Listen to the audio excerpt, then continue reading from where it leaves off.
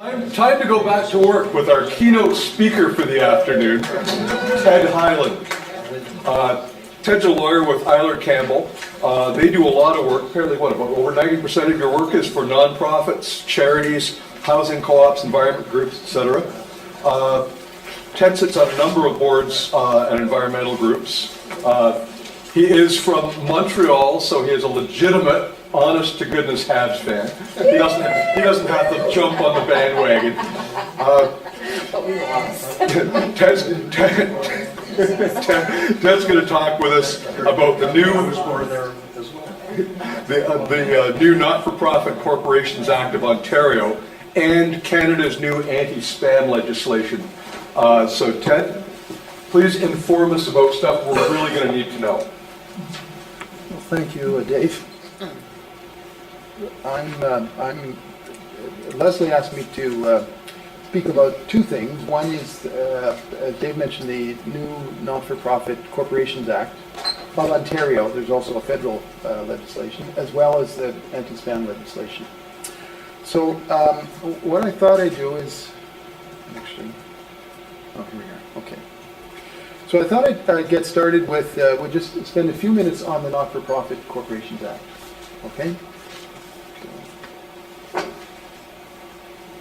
And I thought what we would do is just kind of get a sense of the legislation itself and the regulations, and then take a brief look at a couple of key concepts and principles present in the legislation, and then look at transition. So the question of transitioning into the legislation, that was a topic that Leslie said that you'd be quite interested in hearing about. So, oops, I'm pressing the wrong key. So, the legislation. The legislation, it's the Not-for-Profit Corporations Act of Ontario, and it was passed by the legislature back in 2010 and received a royal assent on October 25th in 2010. But it is not yet in force.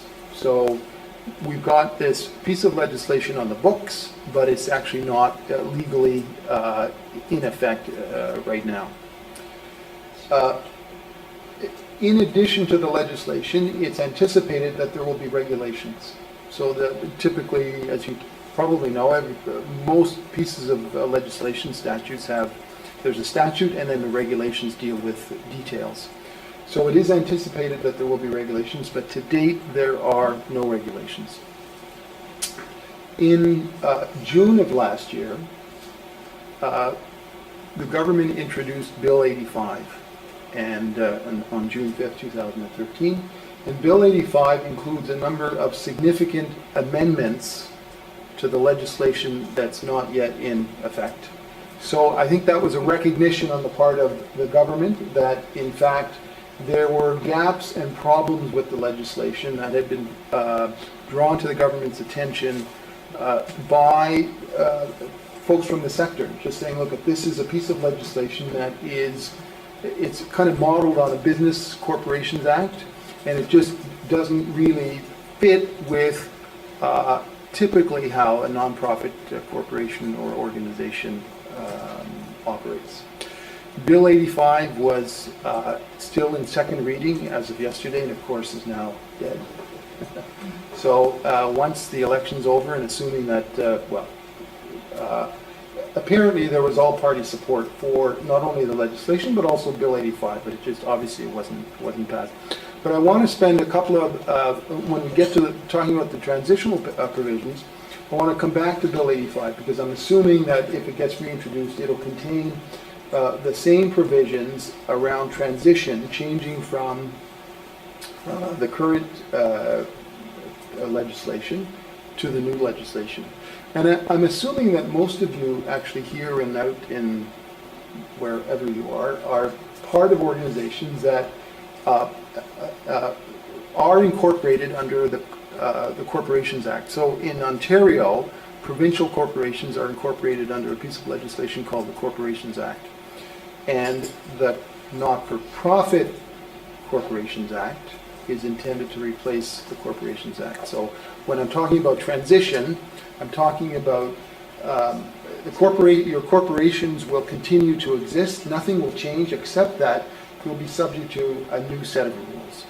Okay, a new set of rules under the Not-for-Profit Corporations Act. The fact that there are no regulations is something that we'll come back to when we talk about the transition, because that's, I think, significant in terms of what you should be doing right now or not doing right now. And we'll get to that in a moment. So some key concepts and principles. The first key concept is this idea in the new legislation of what's called a public benefit corporation.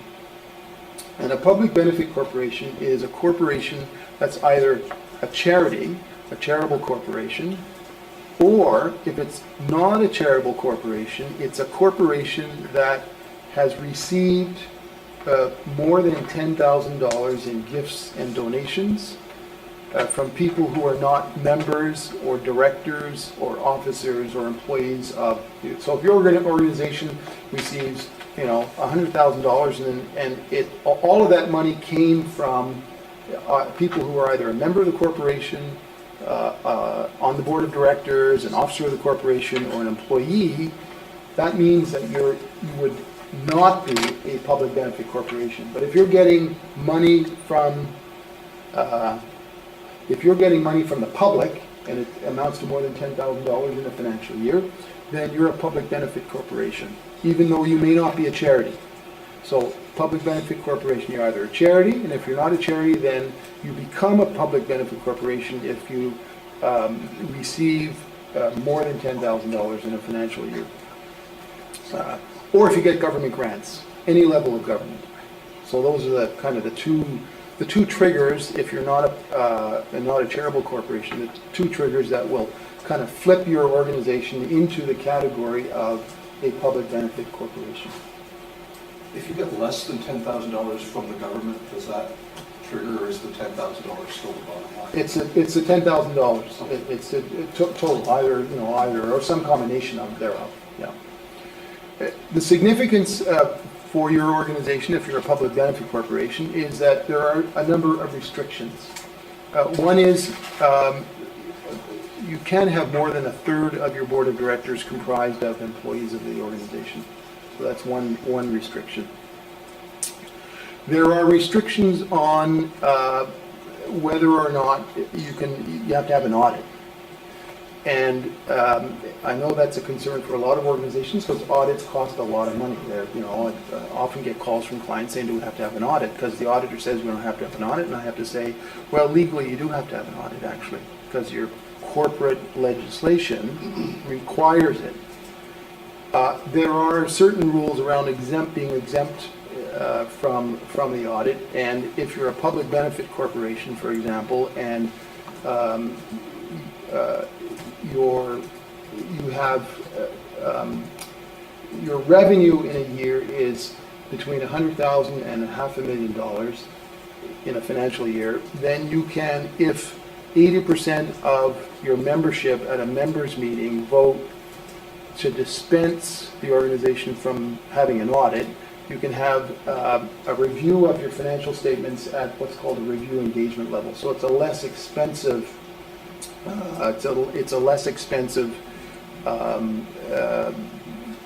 review of your financial statements by a public accountant. Nonetheless, you have to appoint an auditor, but you don't have to have a full-blown audit. What's the different level of scrutiny in those two cases? One would be a full audit report in which there are more qualifications. Let me put it that way. There's more qualifications in a review engagement, and so someone relying on your financial statements would not have the same level of comfort or confidence as they would if your financial statements had been audited and there was an audit report. If your revenue is less than $100,000, then you can, again, if your members approve it at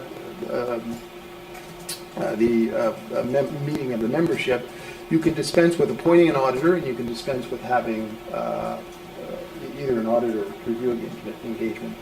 But that applies only if your level of revenue is below $100,000. If you're not a public benefit corporation, that you don't have to have an audit if if your revenue is $500,000 or less. So the threshold is higher if you're not a public benefit corporation than if you are a public benefit corporation. There are restrictions on the distributions of profit and or income, if you will, and property on a public benefit corporation. So income cannot be paid to members of the corporation, to directors and officers, and you can't distribute any property of a public benefit corporation to either people who are members of the corporation or directors and officers. There are also restrictions on the distribution of property on wind-up. In other words, if you're dissolving your corporation and you've kind of dealt with all of your liabilities and debts and so forth, then you have to essentially give any remaining property to another public benefit corporation. Not the same level of restrictions if you're not a public benefit corporation. The other key concept, or another key concept in the legislation, is that of a charitable corporation. And by charitable corporation, I don't mean a registered charity. You can be legally a charity in Ontario without being a registered charity. And just a couple of things to draw to your attention. If your organization is legally a charitable corporation, then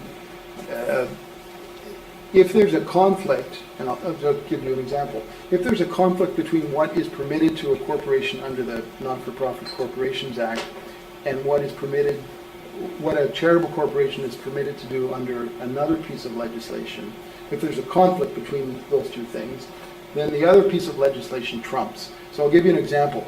Under the Non-for-Profit Corporations Act, the board of directors can make any decision around investments that it wants. So the board has complete discretion under the Non-for-Profit Corporations Act.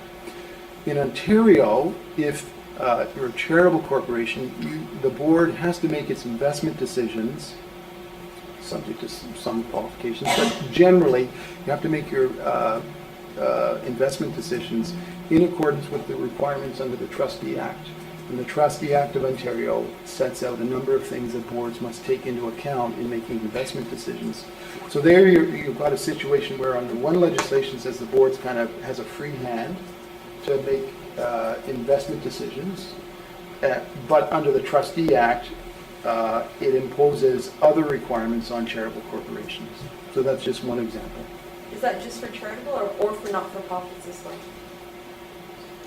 No, it would be a charitable corporation is defined in the legislation as a corporation that is set up for either the relief of poverty, the advancement of education, the advancement of religion, or some other charitable purpose. So, at law, legally, protecting the environment is recognized as being charitable. So it is possible that some of your organizations are, from a legal point of view, you'd have to go back and look at your objects. It's possible that some of your organizations, you may think you're just a nonprofit, but legally, it's possible that some of your organizations actually may be charities, charitable, even though you're not registered as a charity. Registration as a charity is a different thing. That's under the Federal Income Tax Act, and that entitles registered charities to give tax credit donations. And you have to account differently. Yes, exactly. Huh.